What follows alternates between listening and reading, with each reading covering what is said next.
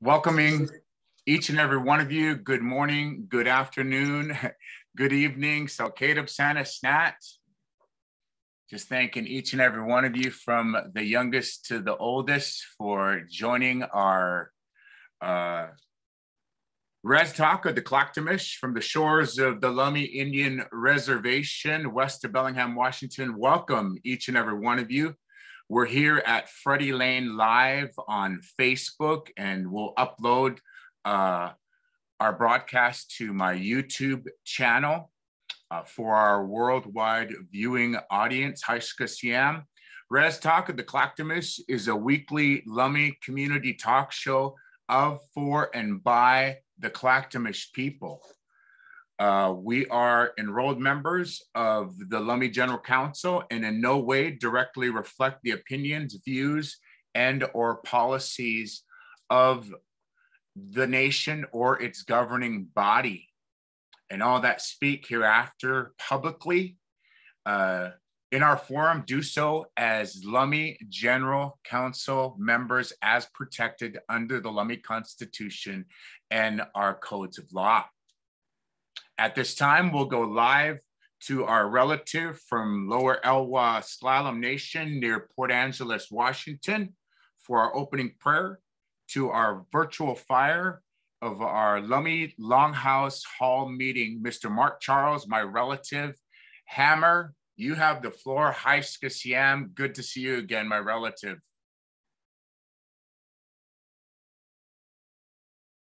And go ahead and unmute, Mark. There you go. ACM. Yep. Thanks again for having me. It's truly an honor. You know, I'm gonna share a song. It's the Chianyan song. Usually when I sing this song, when I'm singing this song, I'm calling upon our ancestors. It's one of the oldest songs that we sing, and I call upon my ancestors to come and help. You know, help me do what I do, or help watch over our community. But today I'm gonna ask our ancestors to go to each and every one of you to have them talk to your ancestors and have your ancestors guide you guys in the right way, you know, like we've been taught. So with that, the Chianyan song. ACM. Anena Chianyan, Anena Chianyan, Anahi, Anahi, Anena Chianyan, Anena Chianyan, Anahi, Anahi, Anena Chianyan, Anena Chianyan, Anahi, Anahi, Anena Chianyan, Anena Chianyan, Anahi, Anahi, Anena Chianyan, Anena Chianyan, Anahi, Anahi,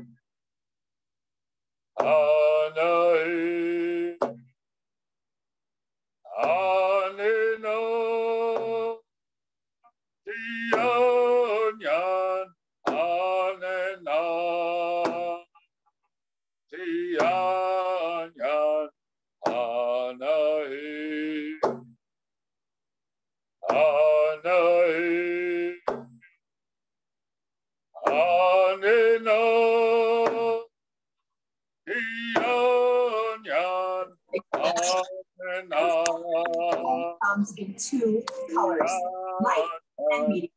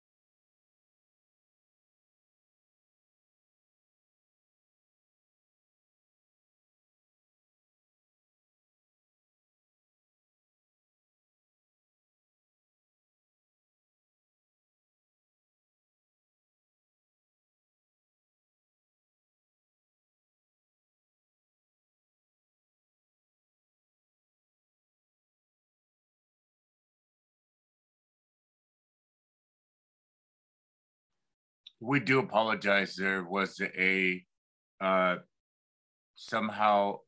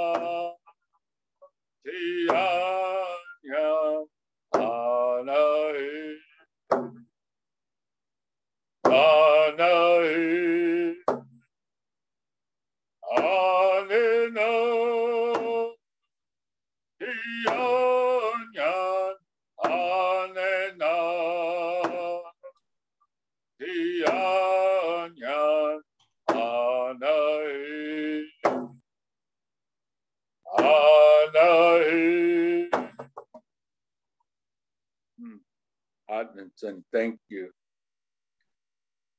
Hushka, my dear relative, Mark Hammer, for that beautiful, beautiful opening for our virtual fire here. We do so with the permission of the Great Spirit, and we do so with the permission of our ancestors and our elder ancestors who are always with us and guide us in a good, beautiful, gracious way. Before beginning, we'd like to take this time to have a moment of silence for our families and friends near and far. Maybe those that are in mourning, for those relatives we have in the hospital, for those that relatives fighting cancer, thinking about our families that are in nursing homes near and far, and praying for those who are incarcerated, those who may be strung out and addicted to this public health crisis of opioids and heroin.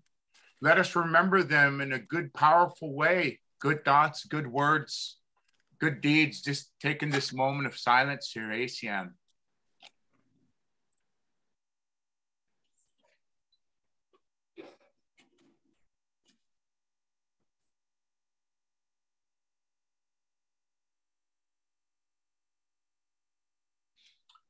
Hajka, Siamanaschalacha, again, thank you, Hammer, for standing with us. And I just want to, you know, our hands go up to you in a good way. The reason I asked our relative to help us open up is because in 2022, I'm organizing a Lhaq'temish paddle through the San Juan Islands, and that's through our homelands.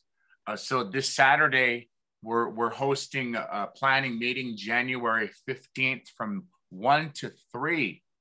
And it's for our Lummi encampment. It's not a canoe journey, it's an encampment. And we're calling it Gathering of the Eagles. So that'll be May 22nd, 2022 is when we depart from the great territory down in Anacortes. And so thank you again, Brother Mark, Haiska, to our relatives out in Lower Sklallam, Klallam Nation, Haiska, brother, and thank you again for your beautiful prayer, ACM. Well, welcome to our Lummi Longhouse Hall meeting. This is our way of connecting with our community. It's this is our virtual fire. We're talking about everyday life situations here with each of us. This is our virtual fire. This is our place of belonging. We gather in a peaceful, direct action way in providing a voice for you and your families. We ask that our conversation be civil and humane, and please stick to the issues and the facts. We want to stop disinformation and provide an avenue for each of you to feel comfortable and continue our Rez Talk in a good way. A bit of housekeeping for our Zoom participants. Please raise your digital hand if you'd like to speak and or ask questions in the chat. And please feel free to turn on your video when you're speaking if you'd like everyone to see your beautiful face. Our Rez Talk co-MC is Deb Cruz, my friend. Deb and I sat on the Paddle to Lummi 2007 Community Connections Committee. And so she's got a great sense of humor. So please, no laughing around Deb. Thank you. Thanks, Deb, for helping our people out in a good way. Deb is a dear friend from the Bellingham Unitarian Fellowship. And so thank you, Deb. And she's been helping produce our shows since the inception in 2020. So with that, we'd like to check out some events that may be happening around the community. That is our introduction. There's a lot to cover here. We got a little Lummi public health update that I'd like everyone to know, and please share the information as we're trying to help communicate as much as we can. And we all know that this virus is not going anywhere. We had almost, I think probably 195 cases. That was last week. And so right now we have 150 active cases. Okay, so 150 active cases here at Lummi. So there are 55 COVID admissions at St. Joe's Medical Center in Bellingham, and there is one community member that has been admitted. I have no names. I'm just reporting the stats coming from the Lummi Public Health team.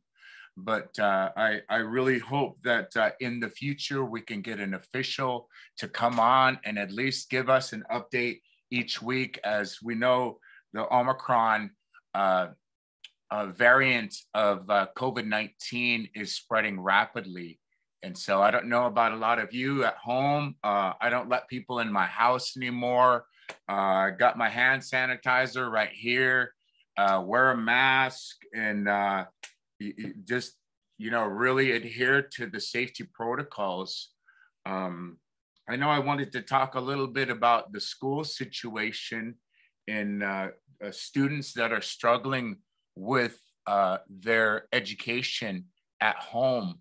And I know a lot of kids don't have internet. I just happen to have San Juan. I'm thankful. It's not the best commod cable. I guess it's our best we can do since there's no such thing as native networks here at the nation. But just throwing it out there for the parents. I just actually like to hear from you. And if you're having problems getting help with your children online in their education, I think this is a conversation that we really need to address. And so some of our other news headlines, for those of you that heard about the General Council meeting, our annual General Council meeting being postponed until February 5th. I'm a bit concerned, and this is just for the fact that they postponed the General Council meeting, and then the tribe posts the special General Council meeting for January 19th. And I don't know what to say. I'm kind of in shock of the fact that council can address a recall and this emergency of a recall and continue these attacks on our elders for the returning of this ARPA funding money. Now, for those of you that don't understand ARPA, or it's the American Rescue Plan Act. Okay, it was signed into law. For those of you that watch politics, President Biden, he passed the CARES Act. Okay, so the CARES Act went through, correct me if I'm wrong, somebody, in 21, and then in 22, earlier, I'm sorry, in 21, then they passed the second American Rescue Plan Act. Now, these are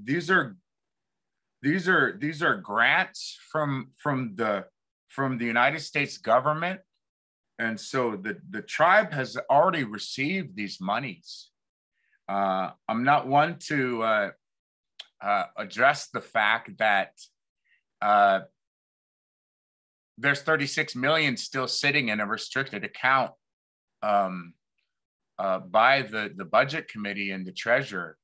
And I still haven't received my letter back that I emailed to Secretary Nick Lewis regarding the monies and the spending plan that should take place.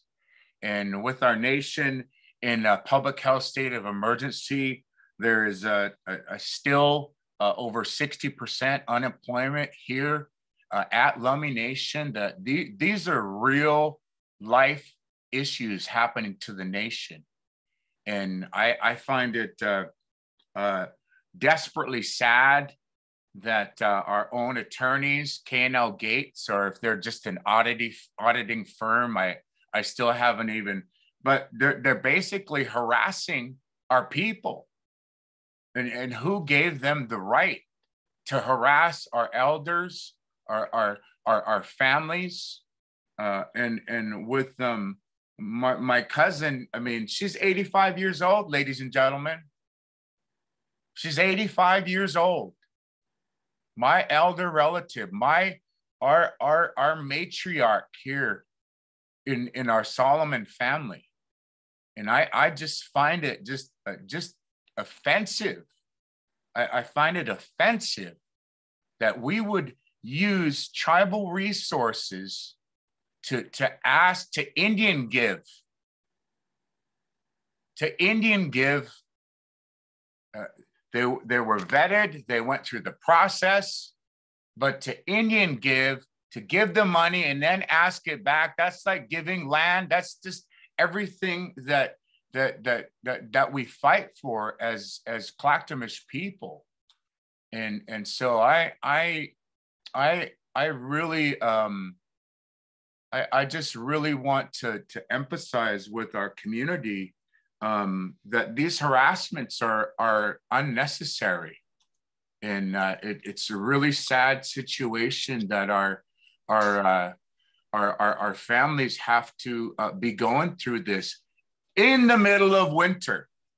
Okay, so if it sounds like I'm rambling on, just don't get me started, because the kids don't have internet. We're in going on what, 20 months of a public health state of emergency, 21 months of being in this pandemic, and we still don't have our shit together. And so the other issues that I'm pretty concerned about, we can what's the distraction? Is there a distraction happening? We don't have a 2022 budget. We have a continuing resolution, and we're just going to keep funding our government, and we don't even know where our tax dollars, where our waterfall money is coming from, the Lummi commercial company. And I challenge anybody else, please help me bring this to a head, bring this to light. The dock distraction that at Point Roberts that nobody's talking about, nobody's communicating with the general counsel, the Petrogas deal that the county, even the county is questioning that dock up there that, by the way, violated our Lummi Indian treaty rights, us as individuals. And we can't forget that. And then you hear about the Sandy Point dredging discussions. Where's that at? Anybody? I don't know if I have to write a letter and maybe talk to some of the CBCs, but our mission is to keep these conversations going and to keep talking about, the real issues that all of you are facing. Now, I don't have all the answers. As far as the demand letters that were, yesterday was the deadline. A lot of people are afraid to speak out. A lot of people are afraid to say something, to challenge the sovereign authority of the nation. Well, you guys voted them there.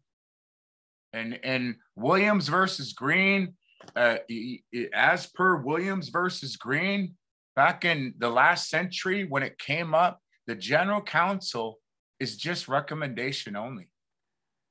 And so these are ARPA funds. It's not the Department of Treasury asking for this money back. It's the tribe. It's K&L Gates. They can't even do their own work. They don't even have an internal auditor. I just heard today that the controller resigned. I think it's real important that that you all understand this. And if it's hearsay, well, shoot, answer my emails, answer my phone calls. I tried calling communications, say, get this. I tried calling communications and it went to some Google assistant and it asked me, what was my question for the director of communications. I just laughed and hung up. It was a shame.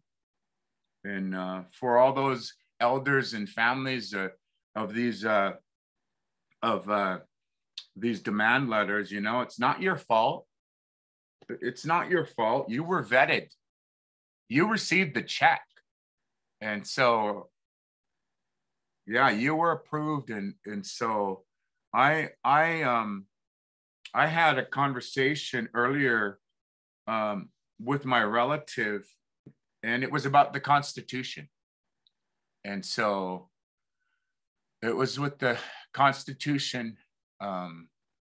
The Constitution is where I think an important discussion I'd just like to start with.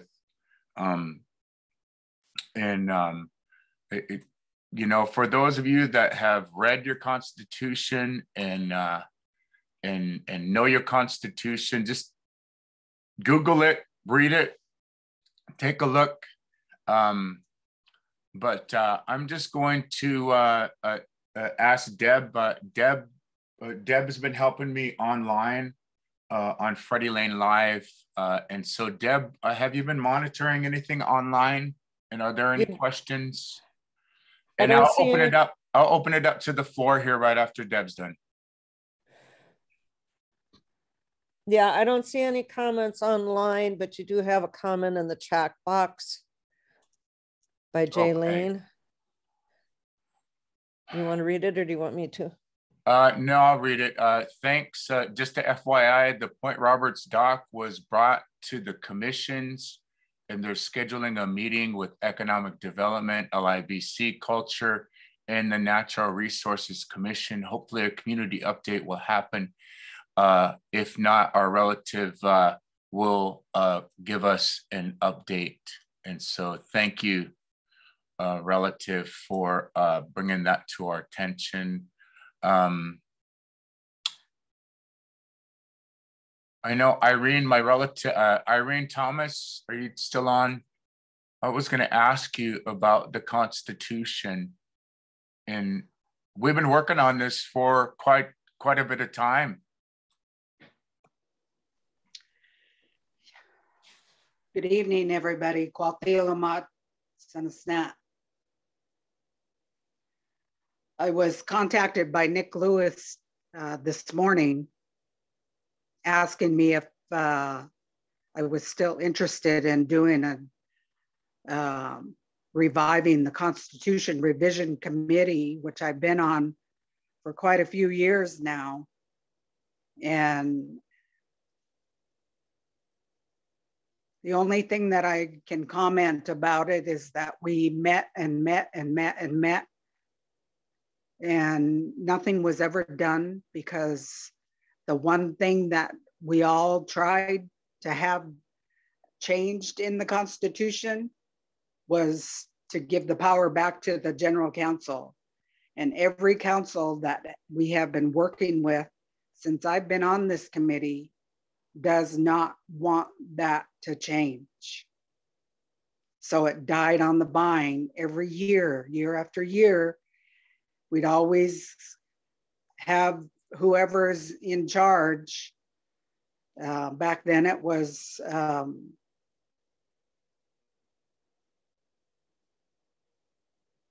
can't even remember his name.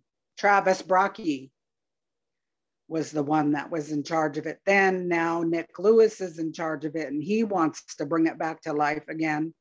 And so I told him the only way that I would be involved is if we can get a group of people that agree that we need to do everything we can to just get down to the brass tacks of changing the Constitution so that it's a workable document for today and beyond.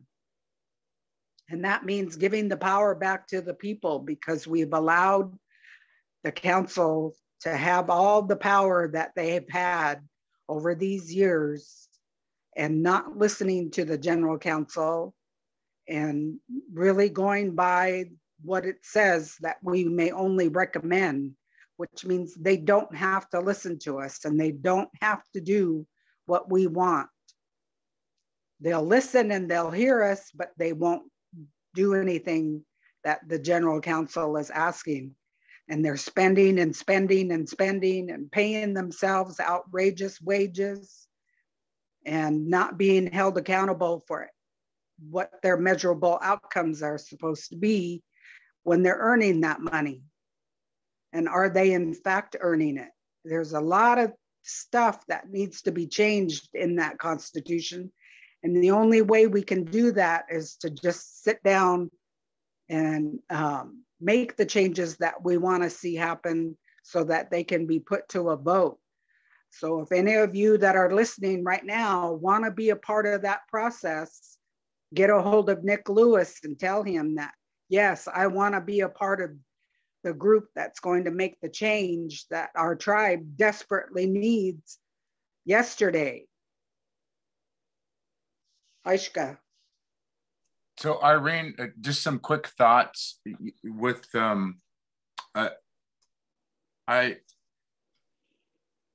we've been talking about this for 30 years. Yes. We've been talking about this for a long time. And I think one thing, and I shared this with you earlier today, I think the one thing that I would like to do for this coming generation is that we fix it once and for all, so that the people are heard, that the tribal members don't have to jump through the hoops of the red tape of the Lummi bureaucracy that we built. It's just really, really sad that we have to come and I believe I'm tired of going to the council. I really think when we finish the wording on this referendum, I mean, if the council really wants to do something and they want to put their money, walk their talk, it would be advisable that they do a referendum for us to change the Constitution and vote on it. Because when we get this spring, when we start moving on this action, just mark our words right now, everybody. It's Tuesday, January 11th. Okay, we'll be talking about the Constitution. If we don't do something, all this is going to continue to happen. Nothing's going to stop it. Okay, so if you're happy and you know it, clap your hands. I'm not happy. I'm kind of really disappointed that a lot of the energies that are being driven by a lot of what's taking place right now is personal. It's personal. And it's starting to get personal because now it's affecting all of your families. And with the Constitution, I mean, Irene, we've been trying to do this with the General Council for how long? That's the sad part about it, is that it's never gone to the people to vote on it. Never. I don't know how they were able to change it to the way that it is now without the people having voted on it as a change to our Constitution. The process is supposed to allow the whole membership to vote. The whole membership. It doesn't mean General Council. When you change the Constitution, you have to ask every member of the tribe that's eligible to be a member of the tribe to change the Constitution. And I don't recall that ever happening when they changed it to recommend, or how that happened. So that's why I told Nick today, I'm so tired of volunteering my time for things that never change. We never get down to brass tacks and write it out the way that we want it to be done and let the people vote on it. And so that it can become effective, you know, as soon as we're done voting on it and it passes through the people. People don't even know. A lot of people probably don't even know that that's why the council has been getting away with everything they've been getting away with, because they don't have to listen to us. And they know it. What do you think, Irene, with this next? I mean, I don't know what you think about the general council being postponed, and then they do a recall, and like it's still okay to have a general council meeting when there's 150. I don't understand the logic. Well, it was my understanding is that this meeting on the 19th is just to go to Waukegan to vote. All you have to do is go in and vote yes or no to recall, and then you leave. That's all it's for. Yeah, I don't think they're following their procedures. I posted those recall on the Lummi page. For those of you, if you can't read them, I apologize. I don't have any other way of disseminating that information. But according to the recall procedures, it's not the proper, because we're going to go in and vote, and what, she's already been crucified. She's already went before the town square and stoned, and all these girls and all these elders and all these family members that have to repay this. I don't know where I don't know what kind of banana republic we think we're running, but these white lawyers better get their shit together, because I don't see how the general council can even approve their when, I mean, look at the tribe is operating right now. Their attorneys shouldn't even be working. Right, Irene? Right.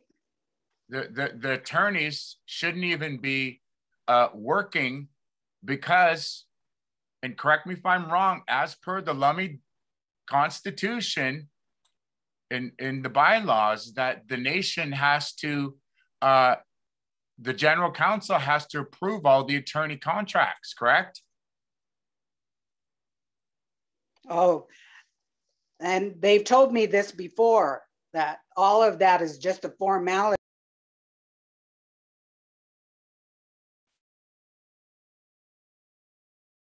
Sorry, you got muted, Irene. What was that? So I was told years ago that all the contracts, and this was told to me by, what's her name, that's in charge of Office of the Reservation Attorneys now. Mary Newton? No. Diana? No. Cynthia I think she's talking about Cynthia Cartwright. Cynthia Cartwright. She told me before she became the head of the ORA that all their attorney contracts are already signed and in effect, and that the passing of the contracts by general counsel is just a formality. Really? That has to be done because of the Constitution. Really? Yes, she told me this before she was the head of the ORA. So we're just a rubber stamp. We're just, we don't have no say. I think it's, wow. So we are just a formality. We are just passing through at your general council meeting. Say if you're just joining us, it's 5:50. This is Rez Talk at the Lhaq'temish. It's a weekly Lummi community talk show of, for, and by our Lhaq'temish people. We are enrolled members of the Lummi General Council. In no way do we directly reflect the opinions, views, or policies of the nation, its staff, its governing body, its leaders and employees, and that we speak hereafter publicly in our forum as General Council members as protected under the Lummi Constitution and its laws. I just like to state that. I want to go to our online viewers.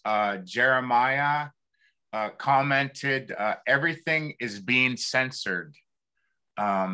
Jeremiah San Burns says, everything is being censored. I have to agree with you, Jeremiah. He also adds, sounds like the government ways of doing things. And I have to agree with you. And Georgiana says, hi, my native relatives. Hi, Georgiana. If you want to comment, we're at Freddie Lane Live.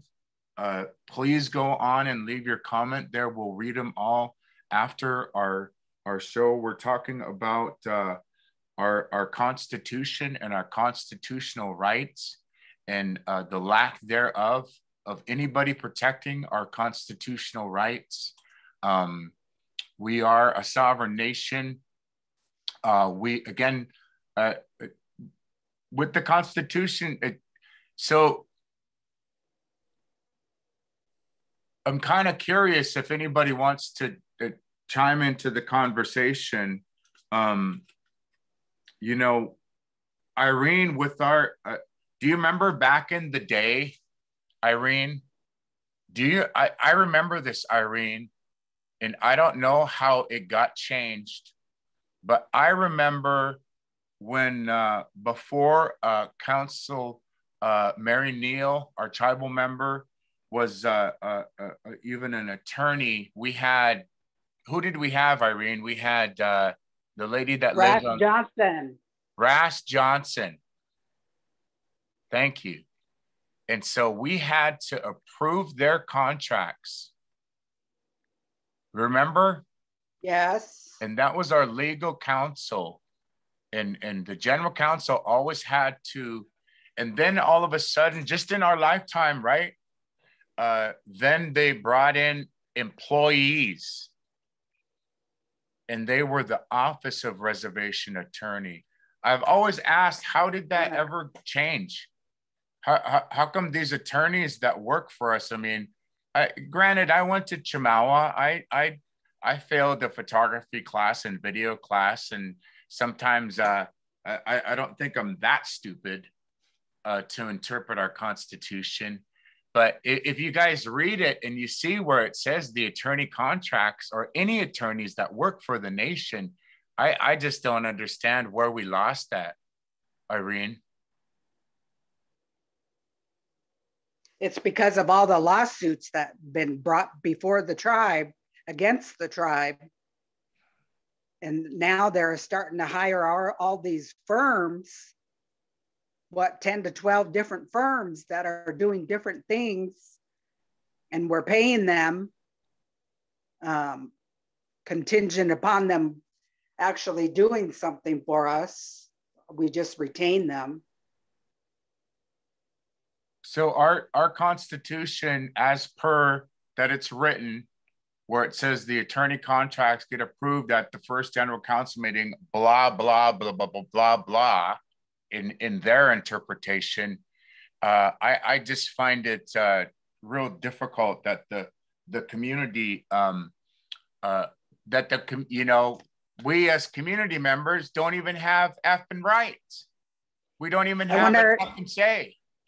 In all these years that we've been doing that at the annual general council meeting, we have never voted it down. We've always just went along with it. Yeah, and then trusted them. And then look what happened this past year. Some of you fishermen that might be online. What happened this past year? We lost the case. We lost 2 East. Does that not mean anything to anybody? Fishermen? That's what I mean. I don't understand how all of our fishermen, we have the world's largest indigenous fishing fleet in the whole world, Lummi Nation, Lhaq'temish people, in our and then we hire these attorneys and then we lose. Wow. I bet you they're getting another $1 million again this year of your hard dollars from the casino that's not making money. I find that there should be a wake-up call to all of our people. And Irene, how come we don't have an annual report yet? Do you know? Well, that's what I was telling you last week, is that because Willie Jones was just now appointed the chairman, that that annual report has to come from Lawrence Solomon. And whether he's doing it or not is yet to be seen.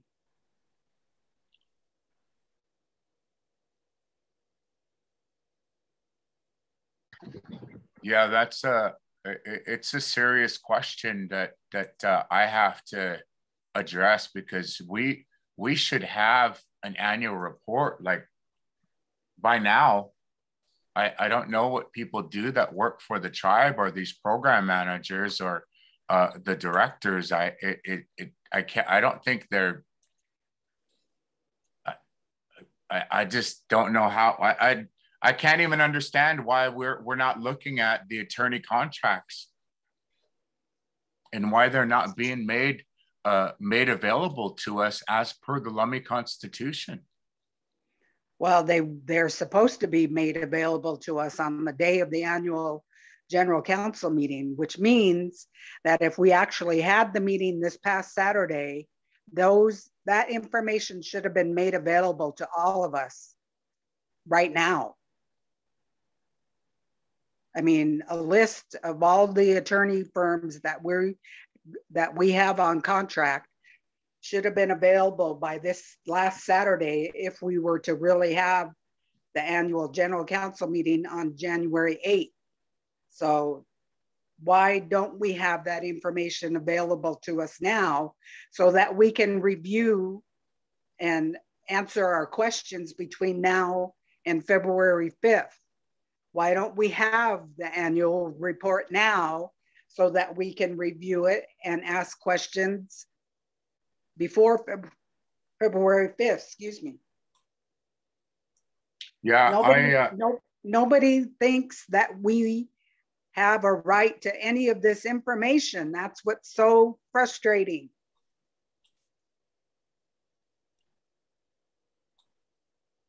Yeah, we have every right to this information. We really need to. They don't take the effort to get it out to us. It should be common knowledge that if you want information to be presented to the people on January 8th, but it gets postponed until February 5th, common sense would tell you, for those of you that are interested, if you would like a copy of this and this and this, we would gladly get it to you via the mail, email, whatever, nothing.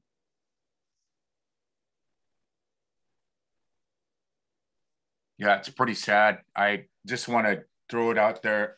One of our general counsel, GC Voices, Vincent, adds, I don't understand how our so-called attorneys are laughing, running to the bank. Thank you, Vincent. You can comment again on our Lummi Freddie Lane Live page. If you have any comments, I'm going to read a few here. K&L Gates firm contract was approved for healthcare. It was approved for healthcare purposes. So any of you have that information, I'd actually like to request that on behalf of the General Council. We'd like to present that to our elders, because the law firm contract was approved for healthcare. I just want to let everybody know that this is real important, and so by doing this audit and sending out these nasty letters to our elders and our families struggling to get through this pandemic, I again find it an insult that how much is this costing K&L Gates? How much are we paying them to harass the 32 tribal members? That's my question. And what right and authority? And I want to see the contract, because this is it's just really sad that our people have to go to this. And so we're going to hear from our online Zoom participant. Vanessa's got her hand up. Vanessa, go ahead and unmute and go ahead. Hi, yeah, Vanessa Solomon here. I was just wondering if there was like any way that something could be put into the squawk wall concerning where our monies are going for the budget, or like the 911 or firemen, or just, where is our money? Because we do have a right to know, how much is there and where it's going. So seems like there would be a way that they could, since they don't want to take time to let everybody know, maybe they can just put it in the squawk wall. Yeah, is there such thing as a squawk wall anymore? Just kidding, just kidding. I mean, I know we have our problems, but you're right, Vanessa. There just needs to be some mechanism. I always advocated for Irene to be the office of the general counsel representative.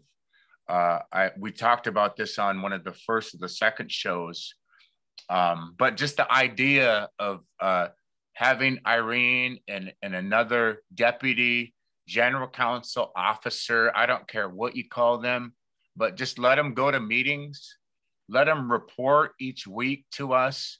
What all these CBCs, ladies and gentlemen, they're your commissions, your boards and committees. Those are your representatives in the government.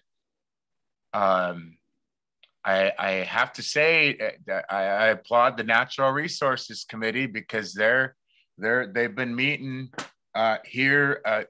I know they're doing Fraser River talks right now, but I just sure don't hear from any of the other CBCs. And Irene, I know you and I have had long conversations about this, but that's just one mechanism. I mean, how come they all don't come on every week and report to us? I would give them time on here to report to us, but we don't get nothing. Vanessa, we don't. This is our Lummi TV Power Hour, where we're hearing from one another. If anybody has any news and events, just send them my way. I apologize. These are my scrub glasses, and they're transition. So, but okay. So this just came in. Somebody texted me. There's an upcoming vaccination clinic, 5 and up. You can schedule online. It's for tomorrow, everybody. So if you're not vaccinated or your child's not vaccinated, they're 5 and up. It's at the Silver Reef Casino. I want to thank Rosa for sending that, texting that to us here as we're live. But thank you, Vanessa. Vanessa, is there anything else that, I know you guys take care of one of our family elders, but how else can we better communicate?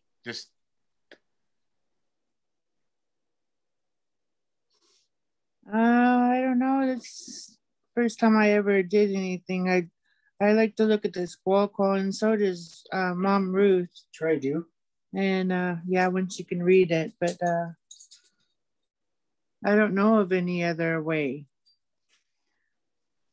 Maybe frequent flyers set up in the LIBC hall there or something. giving updates on our community. I would like to see like weekly updates for our COVID. As a community, we have a right to know, what's going on out here. And that'd be really nice information to have out there. Yeah, you're absolutely right on there. It's communications with any organizations is the key. If you don't have communications and you let rumors run rampant, I think that's why the state of our nation is pretty sad.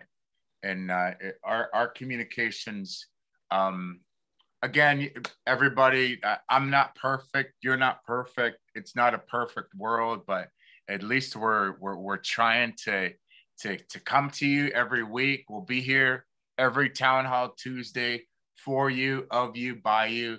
If you'd like to come on and leave a comment about our conversation, it's really good to hear from everyone. Irene, I know last week you talked about we talked about these demand letters, and I had some friends reach out, some relatives, some elders reach out to me because they're not attorneys, they're community members. There are aunties and uncles, our parents and grandparents, our elders, our veterans, and it was really hard it just was really hard to understand that the tribe can do this. I mean, the letters weren't signed. They had an electronic signature. I really didn't, that was the first thing I thought. Not that I'm an attorney, but they weren't signed. And they weren't signed. There was no official letter from the tribe, like boogeyman scaring you. What did they say at the end?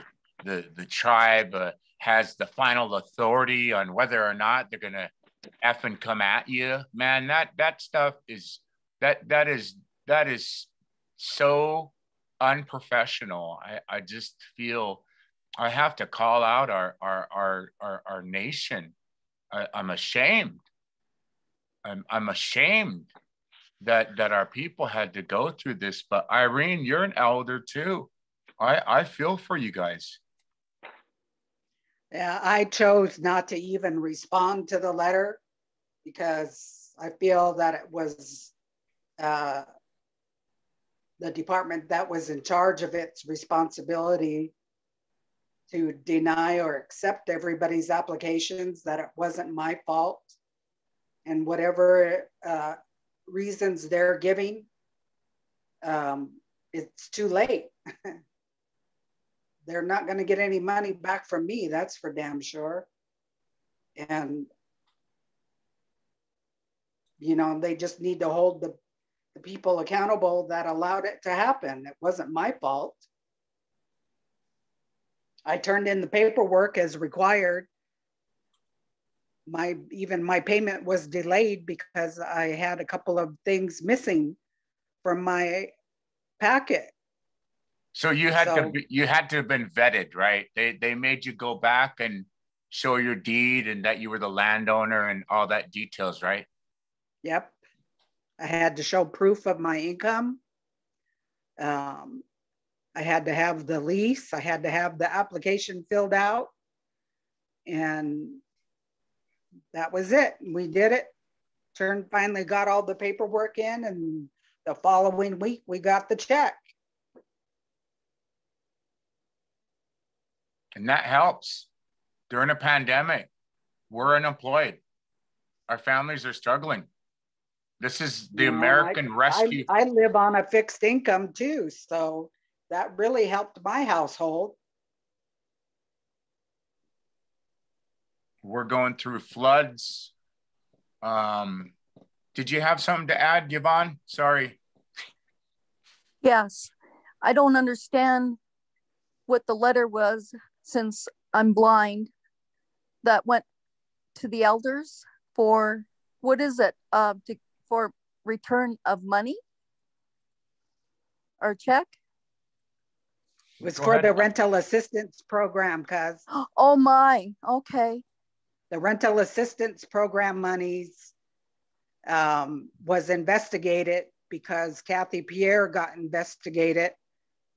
And so instead of just investigating her, they investigated every application. And if they felt that you didn't comply with the guidelines set forth by that program, they sent you a letter telling you they wanted the money back. That's insulting. Yeah, tell me about it. So that's what I mean. I filled out all the paperwork. I did everything that they asked. It got approved. And the following week, I got the check. Now they're telling me they want it back. Oh my God, that's insulting. I'm appalled by what I'm learning on this call. So I'm sorry. Okay, because you got to ask questions. Irene? Yes. You know, your application was approved in accordance to the Treasury application policies and procedures, and the staff at the Renters Assistance followed that. And it's the tribe that took it upon themselves to say that you weren't qualified. It's not Department of Treasury. So I just want everybody to know that, because this false information that's getting out there, because they're even saying you're an embezzler, that you were provided misleading, information. And I keep getting called an embezzler, and I didn't embezzle any money. So, either did anybody else. They followed the application process. The staff did their best to ensure that everyone was treated fairly. They're even saying that that the staff didn't treat people fairly. They were picking and choosing, and that's not true either. But yeah, it's really disturbing. And I know it started off as a witch hunt. And you saw that by it being made politicized at the beginning before they voted in new officers.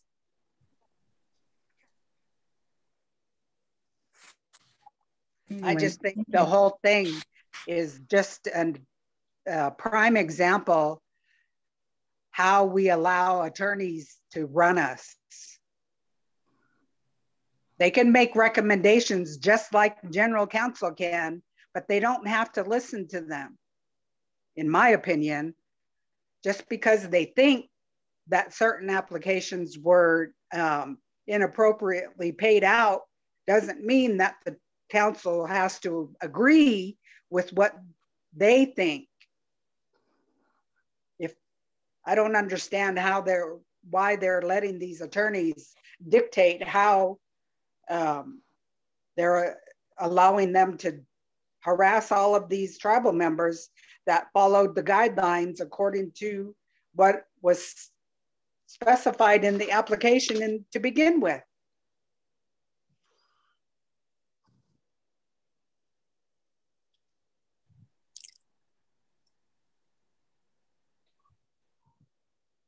Yeah, there's a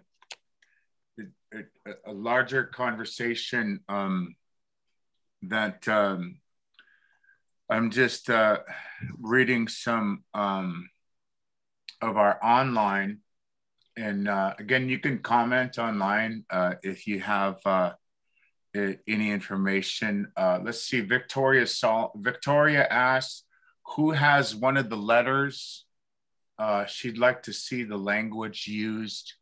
And so the letter's pretty much a standard template, wouldn't you think, Irene? It looks like the word erroneous, and if you want to look up Webster's dictionary on erroneous, and the fact that our attorneys, K&L Gates, I don't care if you are listening or watching.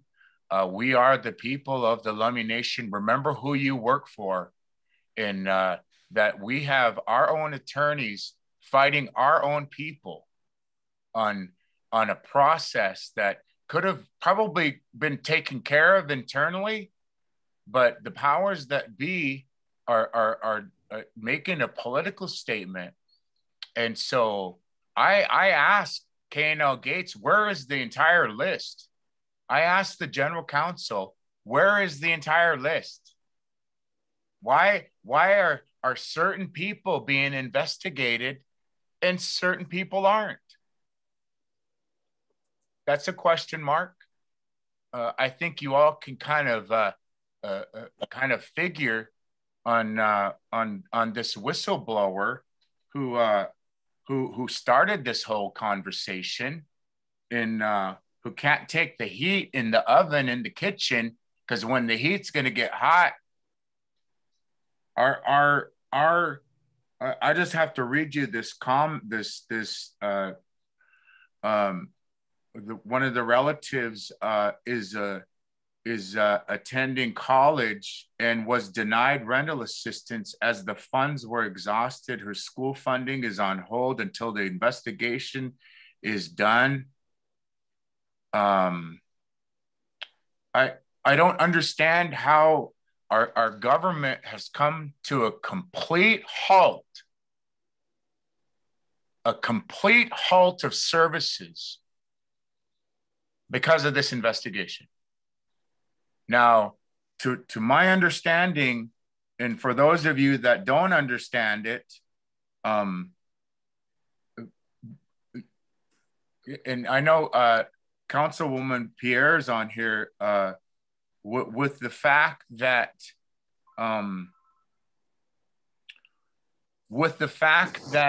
this information that came out, when the information came out about the spending plan for the rental assistance, I have this question. Yeah. And I have this question, Kathy. Could you explain just in layman's term? I don't want the Gettysburg Address. I just kind of want people to know why the spending plan had to happen for these ARPA funds, because there was a deadline of September 1st to get, what was that about? The spending to spend down the renter's assistance was by September 9th. They had to have 75% spent down. And they actually were over that. It was 78%.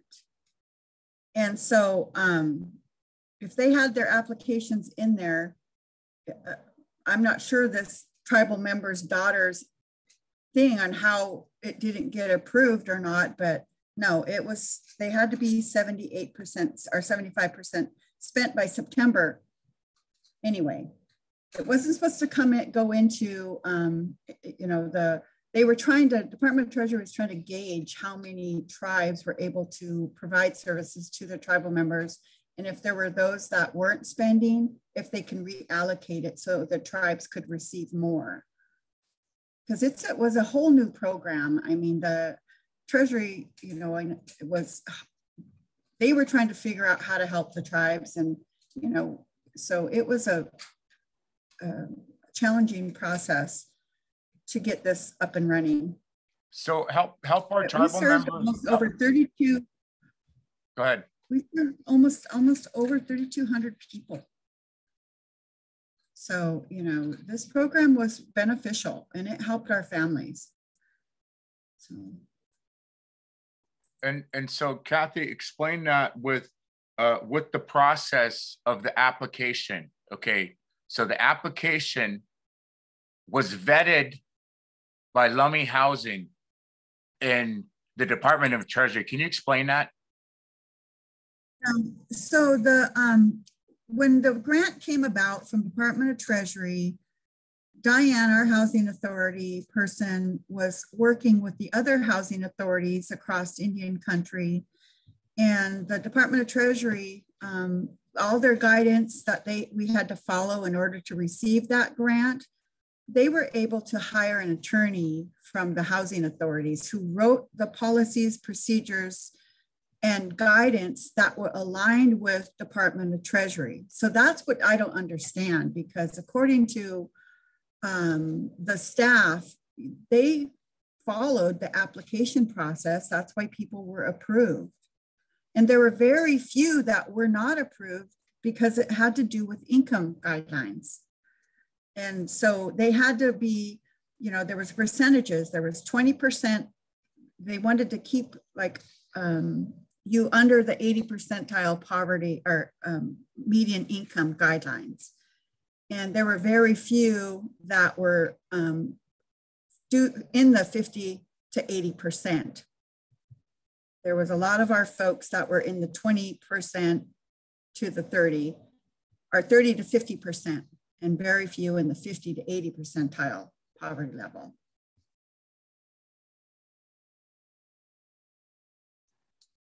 Yeah, that it gets complicated. We're just trying to help our community understand our Rez Talk today. I just want to read a couple of our online comments. You can comment at Freddie Lane Live. We'll check out the other pages where the event was shared.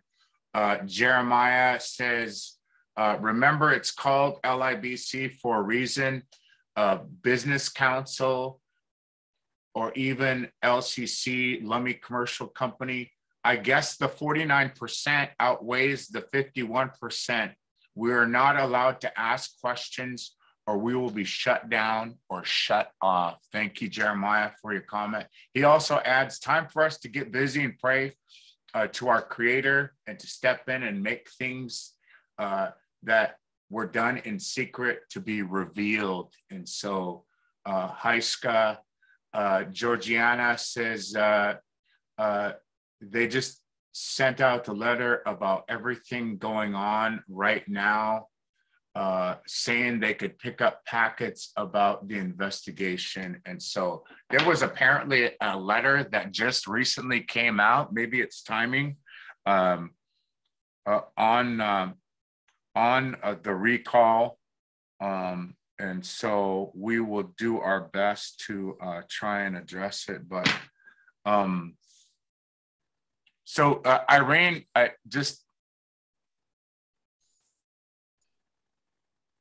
don't know. I don't know what to tell people. You know, are you going to wait for them to knock on your door or bust your door down and squeeze some money out of you, or what? They're going to send a hitman?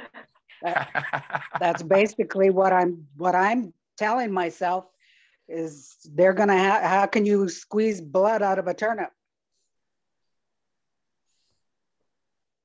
Yeah, you have a comment in the chat from John.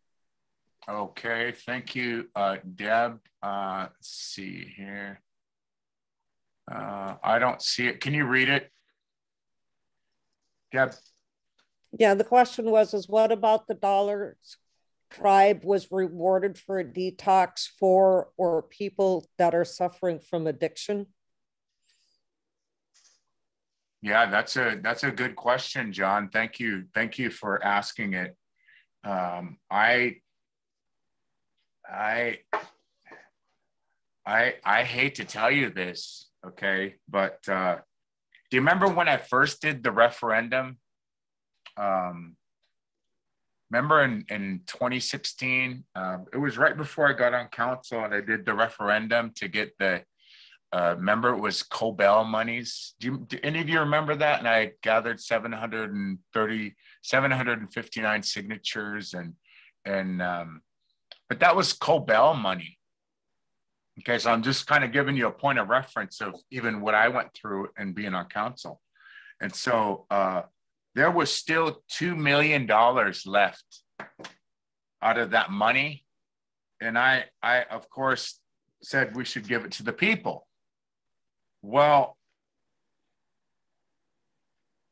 I kind of remember where the money went, but it just kind of eventually ends up because there are standing resolutions that we aren't even abiding by, and I don't know how to answer that one, John. I know we talked about a swimming pool, and we talked about the detox center, and I can answer that. Go ahead.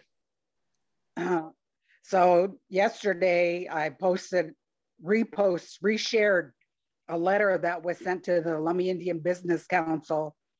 I forget from what department. And that money it was $2 million that was allocated to have a detox center. And when I reposted it, somebody said that it was an old letter. And so I asked, why don't we have a detox center yet then?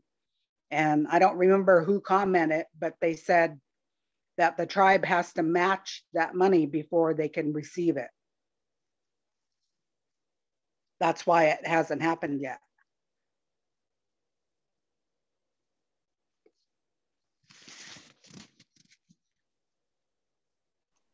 Yeah, and I honestly, I don't know where the tribe, I just have to let everybody know, I'm going to keep the pressure on as best as I can about the 36 million that is sitting in a restricted account of ARPA funds. I don't know how anybody else feels about this. But you know, with the LRG, the Lummi, what is it? Education and Retraining Grant money, and the SBA, the small business, Lummi small business grants that went out, and this rental assistance program. It just sounds like a nightmare for the tribe. The tribe, number one, does just a piss poor, lousy job at administering. And we've been under this public health state of emergency for what, 21 months now? 22 months going on March. And we still don't, we still have 155 cases. Our council, almost half our council is COVID positive. Okay, there, I said it. I don't understand. It just troubles me of the way things are being handled. We're like stepchildren. You're all stepchildren, and you're all meant to suffer and stay in your attic and stay in your dungeon and just shut the hell up and don't say nothing. And I'm sorry, I wasn't brought up that way. I have to help speak up for our families and our poor. And I really hope that the tribe gets their shit together so that we can start moving forward. You stand corrected. What's that? We're redheaded stepchild. Redheaded stepchild. Redheaded Indian stepchildren, and they gave us money, and now they want it back. Give me that money back. Where do you have it hidden away? You know, and I hope that those that received their next letter, you know, share it with the community, because this is about our community. If you're just joining us, we're live on our Facebook page. This is Rez Talk. It's of the Lhaq'temish people. It's our weekly community talk show for, of, and by the Lhaq'temish people. We're Lummi General Council members. We have our enrollment numbers. We are Lhaq'temish Lummi Nation citizens first, and we're American Indians second, as per the American Indian Citizenship Act of June 1st, 1924. So we're dual citizens here. And our conversation in no way directly reflects the opinions, the views, or policies of the Lummi Indian Business Council, its staff, or its governing body, and that we speak here publicly in our forum as Lummi General Council members as protected under the Lummi Constitution and its laws. And so we're finishing up, going on our last 40 minutes of our 2-hour conversation. We're on every week. We call it Town Hall Tuesday from 5 to 7. You could leave your comments, and you can leave your comments on our Facebook page. And I'm going to read a couple of more here. We are talking on our Freddie Lane Live page, and it says, we all had the opportunity to give our ideas for the rest of the monies from the Cobell. I guess a golf course is the way to buy some land back. Yes, it was, and it was a good investment. Thank you, Jeremiah. Victoria also mentioned, so is the LERG, the Lummi Education Retraining Grant and the SBA investigation complete? And this has to do with just the rental assistance. No, we're kind of talking about it all because it's all kind of coming into the lack of the planning by the nation, and the lack of its ability to remember. The United States government, the Department of Treasury ain't asking for this money back. It's the tribe, okay? So if I'm not sure what the tribe can do, if they could come take your land, if they could come take your house, I'd say that with the information that's coming out on the investigation, the letter that came out by Tribal Chairman Jones, just here in the last hour that I'm seeing texts from, that these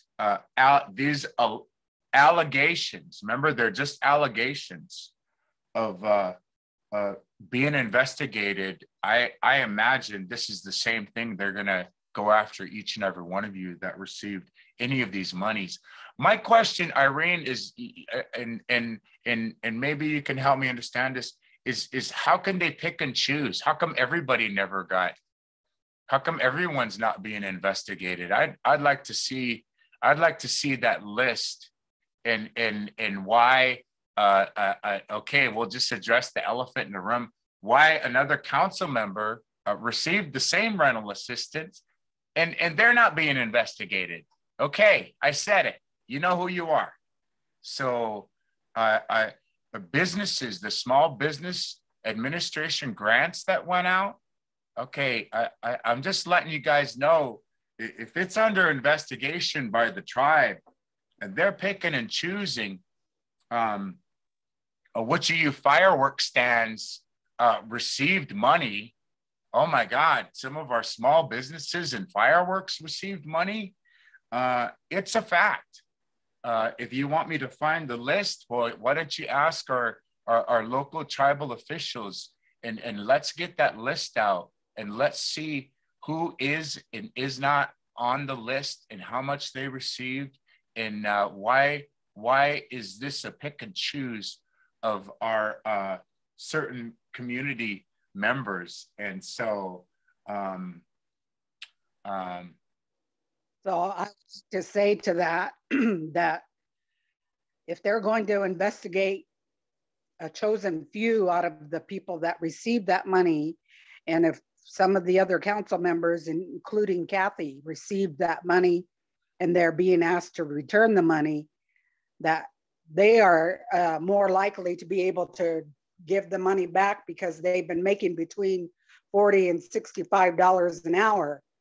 And I'm just making a little over $1,000 a month. And they're making that probably every other day. And it frustrates the hell out of me that they are doing this to the point where I'm going to tell each and every one of you that per this Constitution Revision Committee, if you're really interested in helping get this Constitution changed and want to be a part of that change, to get a hold of Nick Lewis as soon as possible to tell him that you want to be involved. And my contention is that if this council won't change the Constitution the way the General Council sees fit to have it changed, then we recall every one of them, because I'm getting sick and tired of them batting down everybody's ideas for change, when it's the change that needs to happen in order for us to come back together. Yeah, you're absolutely right, Irene. It's important that we demand it. We deserve it. Exactly. We deserve the best. We demand that they listen to us. I want to ask.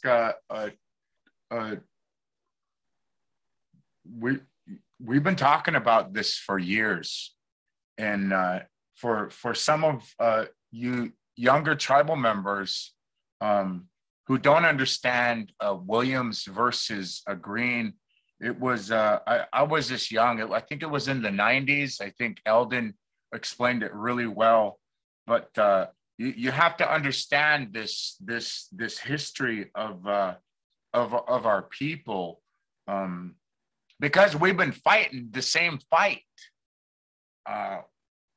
We've been fighting exactly for this communications, this important issue of being transparent. And transparency and confidentiality is a joke. Okay, I said it. I don't want anybody to take it personal.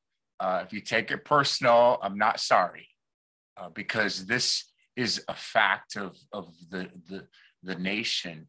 And me, I have no idea. You guys all know as much as I know. I mean, why did it take a small conversation about the dock up at Point Roberts? I don't know if any of you fished up at Point Roberts.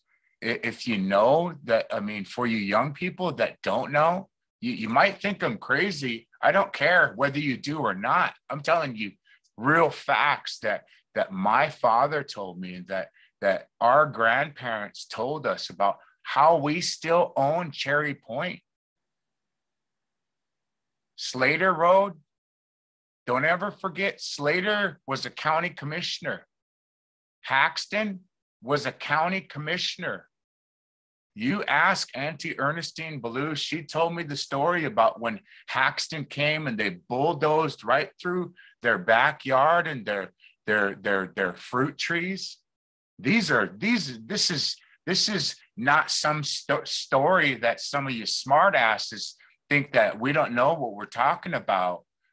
You can have all the letters behind your name and CPA or MSN, or I don't give a shit. But you guys don't understand what the people went through, and we're still going through. We're beggars in our own effing community. We're beggars in our own homeland, having to fight our own tribal government. Do you think it makes me feel good to say that? No, it doesn't. But I'm tired. I'm ready for some action. I'm ready for some action by the people. And this is the only way I'm able to help each and every one of you. I apologize if I get,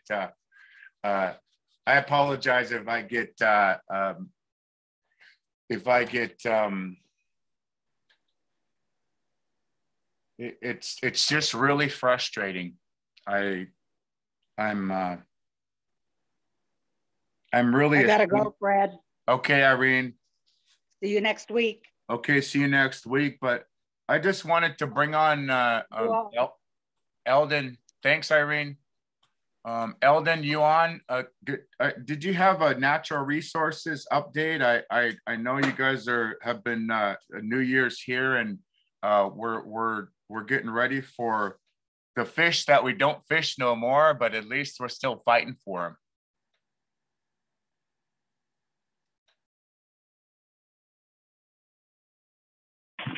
Yeah, Fred, can you hear me?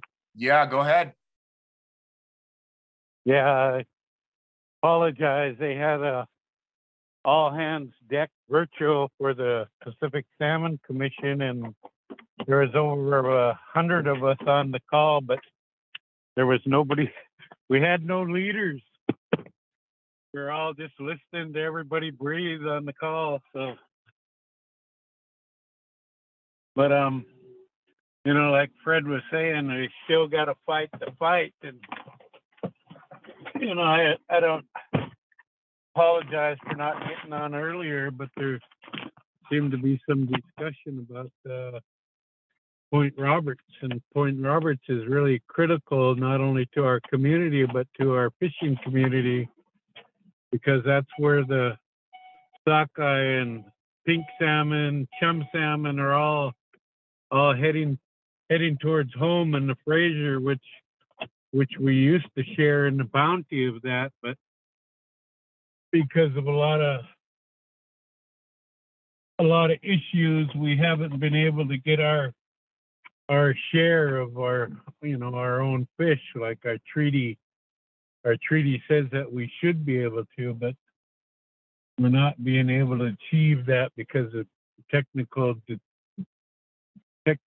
and biological differences of an opinion.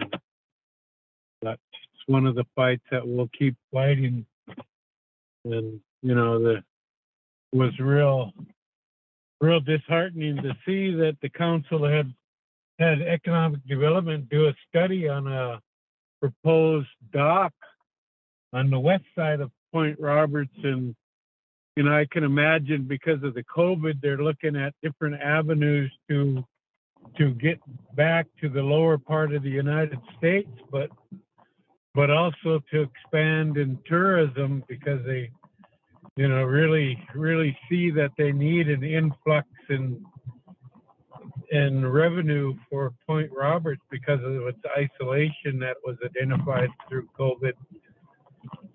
But it's right smack in the middle of one of the prime fishing sets for our purse seiners and our gill netters, because the gill netters will drift on the outside of the purse seiners. And it's a very, very prime location for not only the tribal fishing fleet, but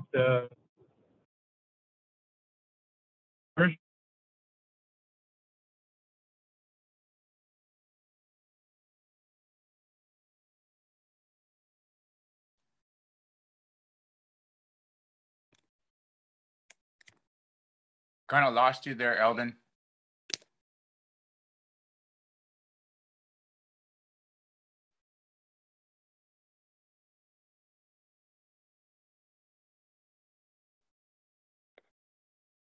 Okay, we'll try and get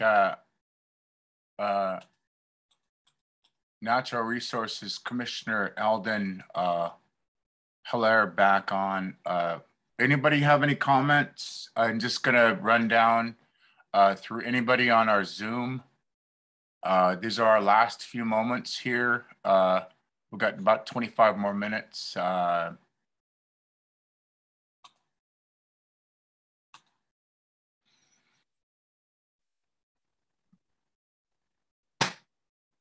You have comments on the Facebook page. Go ahead and read them.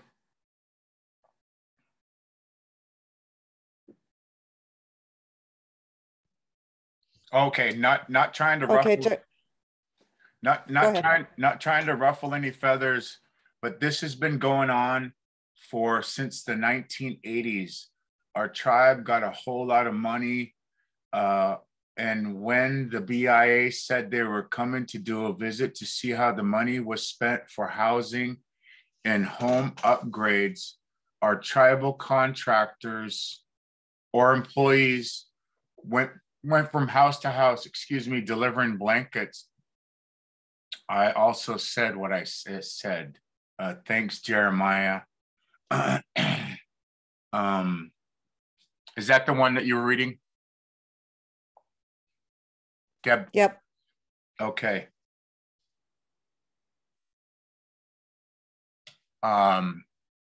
Any of our online? Shirley, John, JL, ST, Brick, Bobby, Vanessa.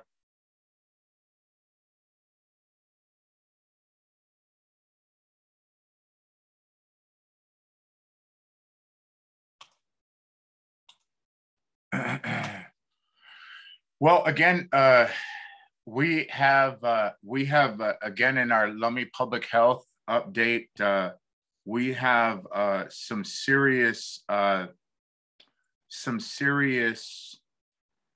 cases of COVID out here at Lummi. And so don't forget to practice your COVID safety protocols, hand washing, sorry, no handshakes, no giving hugs. Please stay home. Don't go visit other families. Omicron is very contagious. And so there are 150 active cases right here, right now on 1/11/22, January 11. There are 54 COVID administrations at Peace Health, St. Joe's, and there's one community member in the hospital with COVID. So as far as our public health, COVID is still around. Don't forget, there is a vaccination clinic tomorrow for ages 5 and up here at Lummi Nation at the Silver Reef Event Center. It looks like it's from 9 to 4 p.m., 9 a.m. to 4 p.m. tomorrow, Wednesday, January 12th. Please tell your family. I have family that doesn't believe in the vaccination. I can't say names, but all I could do is just advocate that stop watching Fox News and Newsmax and come into reality with the pandemic. It's very dangerous for those that aren't vaccinated. So again, vaccination clinic tomorrow. Freddie. What's that? There's a message in the chat. Okay. A new message. Okay. And Eldon is back on. Okay. So again, there is a vaccination clinic 5 and up tomorrow on Wednesday, January 12th here at the Silver Reef Event Center. If you can schedule your visit online, that would be appreciated. I try and tell my relatives at the clinic, all of our tribal members, some of us barely know how to use smartphones. Okay, some of us don't have computers. We can have a phone, and some of them are flip phones. But I just hope that they're able to show up. I think we've been in this pandemic 21 months, and we should just be able to show up and get vaccinated. And so I really encourage each and every one of you, my family, my friends. There's a vaccination clinic tomorrow. You could register online, and you can go to the Lummi Tribal Health Center page on Facebook, okay? And I'd show you how to set up. I don't know how to schedule online because I'm fully vaccinated. But Eldon, I know you're probably experiencing our Rez, our Commod cable, our Commod internet service out here. Hint, hint, just joking. Maybe I'm not. But go ahead, Eldon, with Natural Resources continued update. Thanks a lot, Fred, and sorry about that. Pretty frequent I have technical difficulties as with reception on Kagi Road, so it's been perplexing all week, or all day today and all week. And like I was talking about with the Pacific Salmon Commission happening this week, and it seemed to get readily challenged with trying to stay connected to hear all the updates from this past season. So, but yeah, I'm talking about that proposed dock on Point Roberts. It would be real damage to our availability and exercising our treaty rights. And I know some of the state fishermen are real supportive on trying to combat it, and they stood beside us when we were trying to protect Kachiatkin. They put their boats right out there on the water when we had the tribal demonstration out there, and they joined us and made statements to that effect that it would harm their families as well, and they're prepared to get on the water and stand with us to stop this proposed dock. Just so that we can exercise our rights. And but it's more than just that single dock. I made a statement a couple of months ago about Intelco.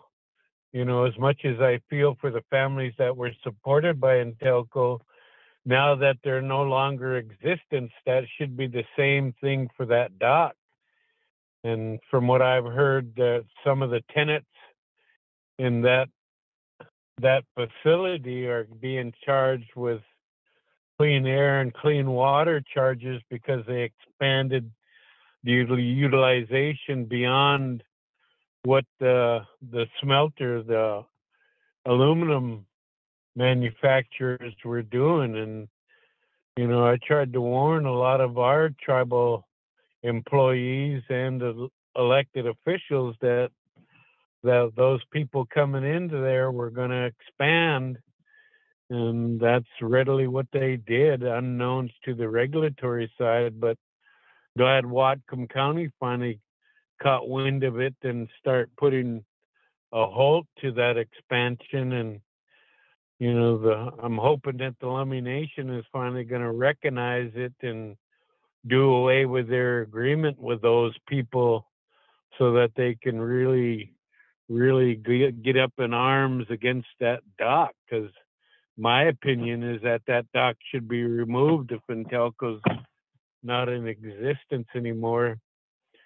I don't know who made the agreement, for probably BIA made the agreement for them to put that dock in there. But now that we're a self-governing tribe, we have the ability to tell DNR to remove it, get it out of our way. Because for years, we tried to crab in that facility, not only the ship traffic, but in between Elko or Intelco and BP, it's just a dead zone. And there's no more crab, no more flounders, no more anything that exists in between there because of the lateral drift of the spoils from both docks, in my opinion. Not a scientist, but just a fisherman. But the dead zone's created by something. It didn't come naturally.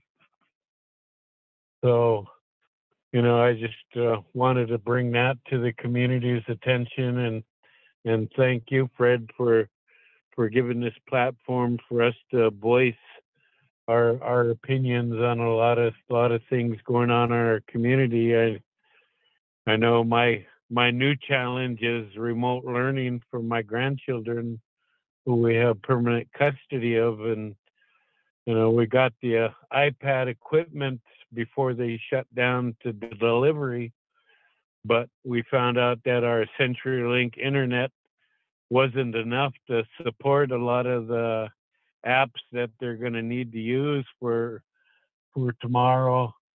and we were challenged with trying to get on the delivery list for a hotspot, and appreciate the young man that dropped it off today, but now we're challenged without a password to get it hooked up to the iPad. I'm glad the 5-year-old has enough understanding of the equipment to help his grandparents to help him get prepared for 9 o'clock tomorrow morning. But we'll be on the phone calling the school to try to get a password to get it connected to his iPad, and hopes that we can start learning remote learning then. But I just don't know how quickly we're going to be able to get him hooked up, or we're going to have to be late to school tomorrow because of equipment malfunction.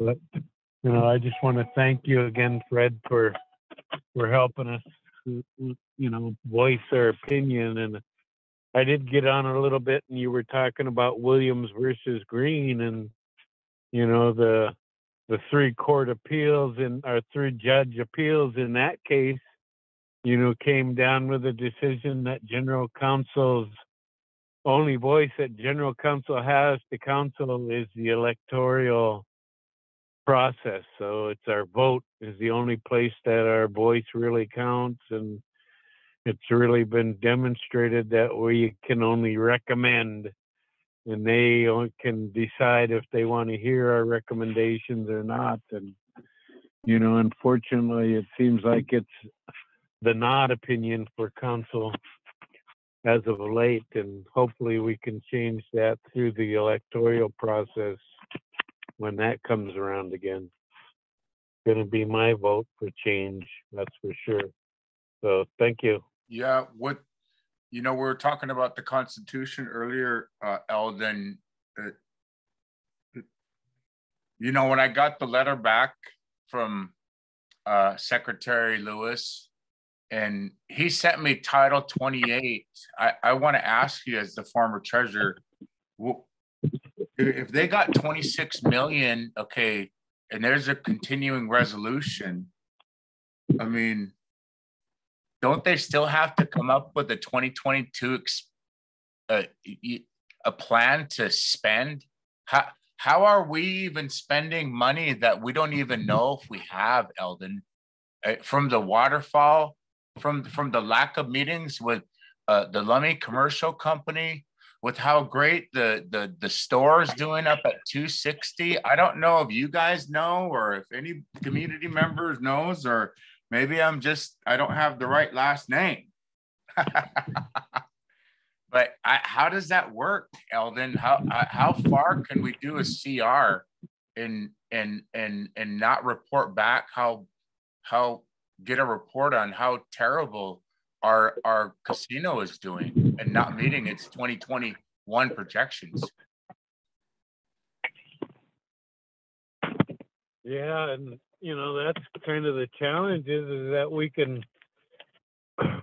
have the budgeting process that they can bring us the revenue, we can make public comments, and then we have the budget hearing where we can make comments on the budget. But from what I've seen, they haven't done any of that. As far as I could be wrong, because I'm not on Facebook, so I don't get a lot of the notices that council puts out, because that's their only choice of platform to notify community. And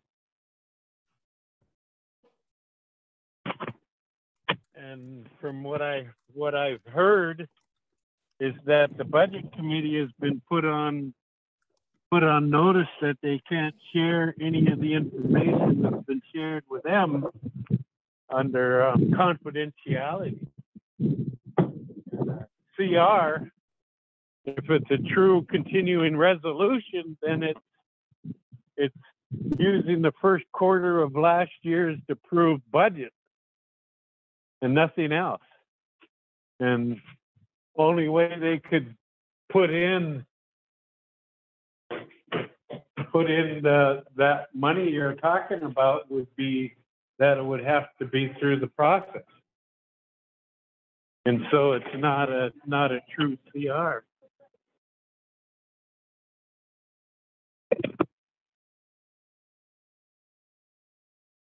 So it's not it's out of compliance with our own codes of law, correct? Yes. Yeah, I think that's real important for people to know. I don't even think their attorneys know that, but I'm really glad you're able to bring it to the community's attention. I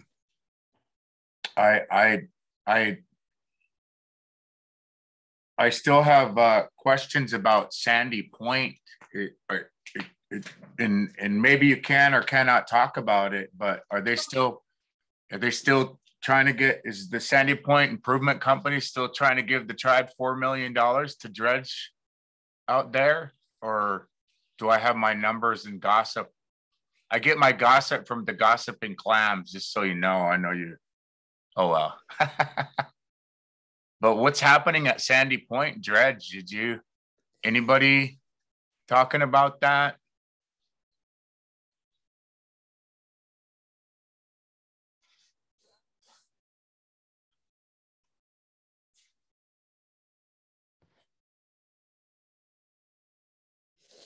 Yeah, you must be on mute.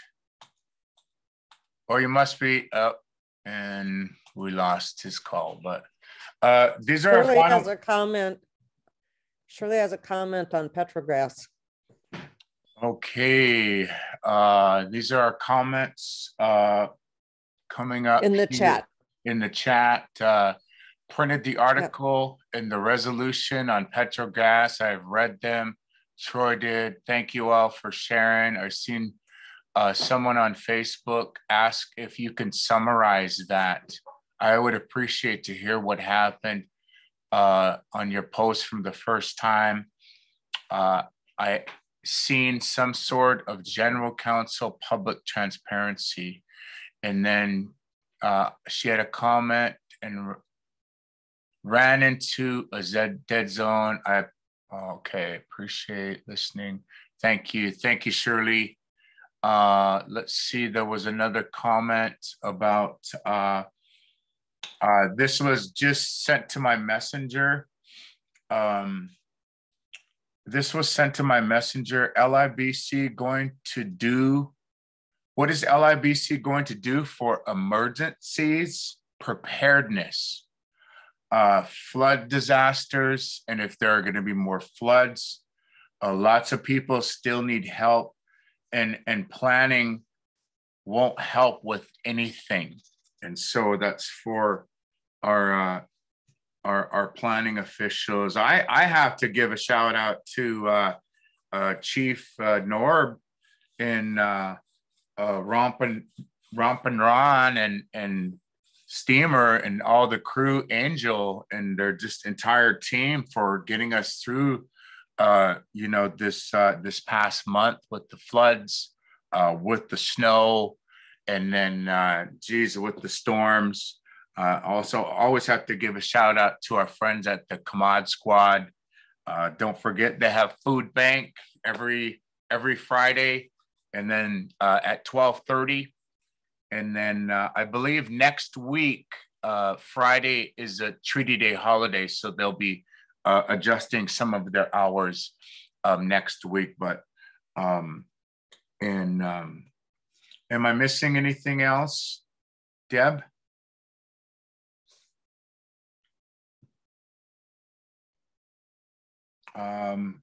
Just you have Teresa says no dredge. No dredge on the Facebook page. No dredge at Sandy Point. I have to agree. It's our reservation. We signed for it by treaty 167 years ago, this January 22nd, 1855. Read your treaty. You don't know your treaty, everybody. Just another comment on the chat, ERA funding. So the, I'm trying to figure out what ERA funding,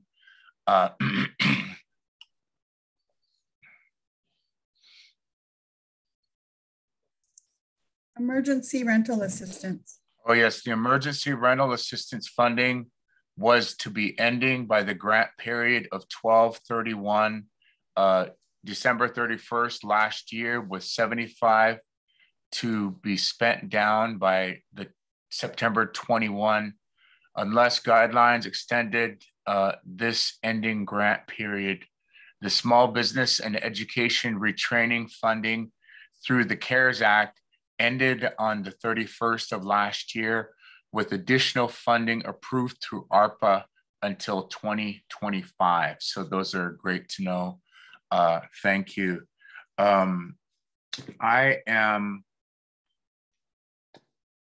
We're just in our last minutes. I just, again, thank everybody. I know we got a few of our Zoom callers online. Kathy, did you want to add anything, Kathy? I know it's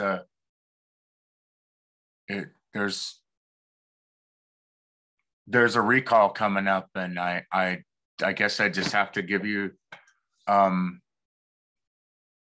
the opportunity to share anything with the community, Kathy. Well, I haven't had a chance to respond to their allegations yet, but it looks like they're already putting out their allegations against me, which I'm not going to have a chance to respond until the 19th. So I don't even know what to say to that. No due process. Yeah, I was trying to figure out, usually they have, and so that's why I put up those recall, the recall out online tonight about, are they even following the process? Are they really in violation of their own? I don't understand what,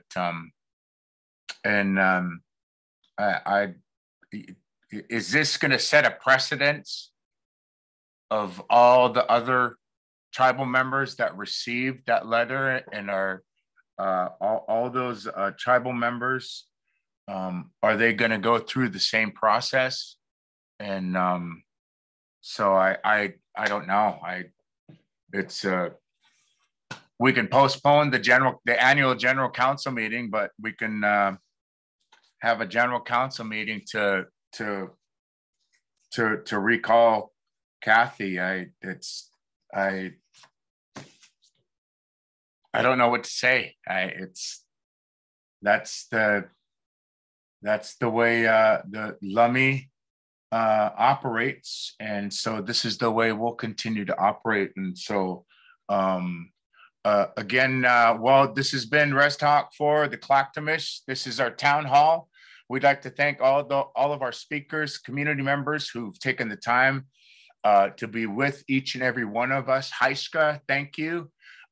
This is your avenue for our peaceful, direct, nonviolent political action to bring your voices and your concerns to the forefront for all Lummis to witness and learn from.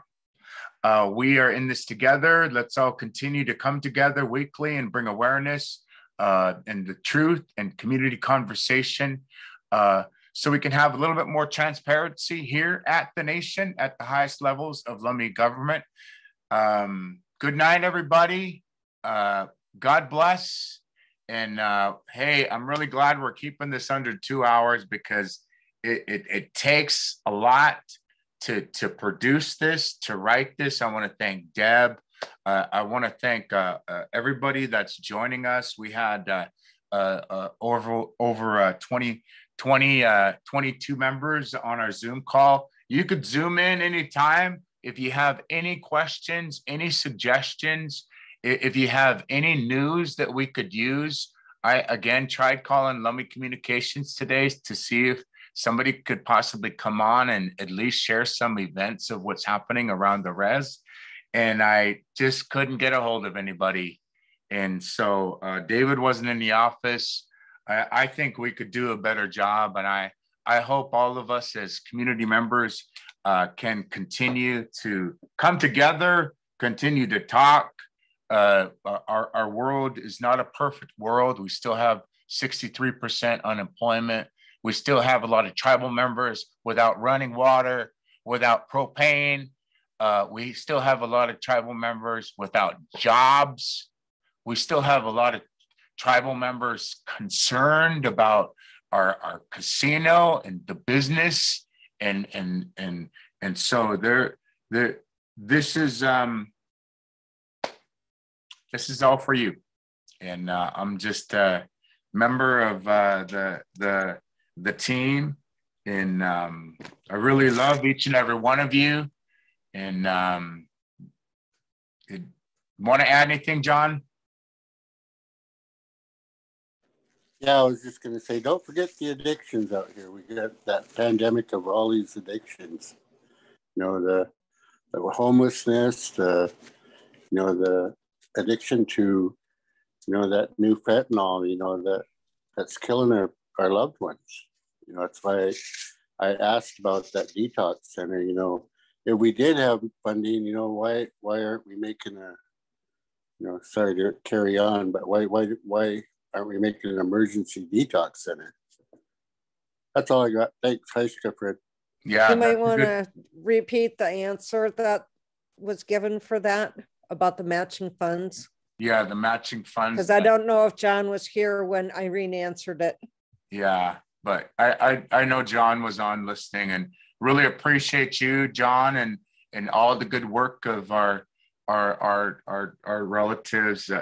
John, I would ask for just maybe you can email Teresa Butler or call her tomorrow and ask her.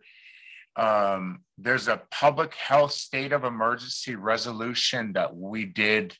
I can't remember if I'm sure I was on council because it happened, I believe in 2017,